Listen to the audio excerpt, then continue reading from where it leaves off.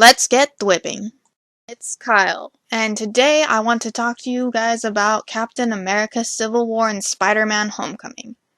So we all know that Spider-Man was in fact made as a CGI animated character in Captain America Civil War rather than using a full-body real suit.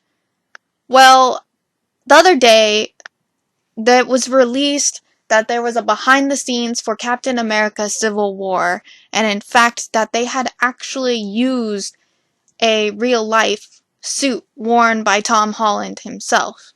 And I kid you not, that the differences between this version and the Homecoming suit or finalized CGI Captain America Civil War is pretty freaking ridiculous. And it's so ridiculous to the point that everyone is preaching on. While you're first-handedly taking a look at this original design, the difference is that the webbing is matte black and it's obviously raised. Even the webbing is different in comparison to the Homecoming suit. Whereas the Homecoming suit had flat black printed on webbing and a different pattern, it even consisted of black stripes around the suit and different designs. The original design for the Civil War real-life Spider-Man suit actually had no such black stripes anywhere to be seen. The Homecoming, simple, different, and it looks cool, but it just makes me sad because we could have had something that looked more like John Romita or Steve Ditko's artwork, and it just would have pleased me more. Of course, that's still based on my solely opinion, and we still did get a great looking suit regardless of the changes made. It's still a great comic looking suit. It might not be 100% the same. Another thing that I noticed between these two suits was also the back differences. The spider is clearly different. The original has more lanky looking, and it looked like Amazing Fantasy 15, kind of um, Steve Ditko looking. When comparing the two side by side, you can see that the absence of the black stripes aren't there either. They had added that in later on, and the original actually had red stripes, and that's pretty interesting. I actually like that. I didn't like the black stripes at all. It just didn't look right to me.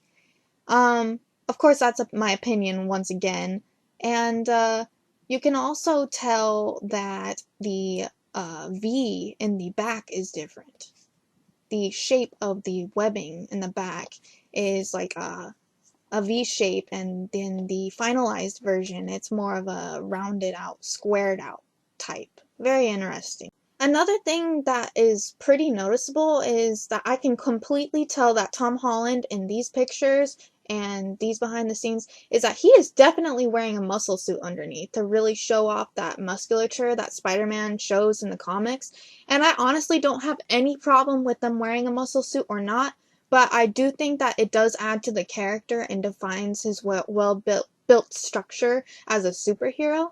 I noticed is that it looks like they were having some CGI bands. I don't know if it was for web wings or web shooters, but it was really interesting to see. Maybe it was helping with the CGI on his movement or web swinging. I have no idea what that was for. Slight difference within the lenses on the material. The original version had like a glossy black, and then the finalized version had a definitive matte black to it. The thing that did carry over to the finalized version was the black torso stripes as well as on the utility belt with the web cartridges. That definitely stayed. And it does appear that they added in those extra black stripes and later into the final version. And ultimately, they cut out these scenes of the actual physical suit worn by Tom Holland and preferred the CGI version for whatever reason known to make that final decision for Captain America Civil War. Who truly knows the reason? It could be money or wanting to change the design. Who actually knows?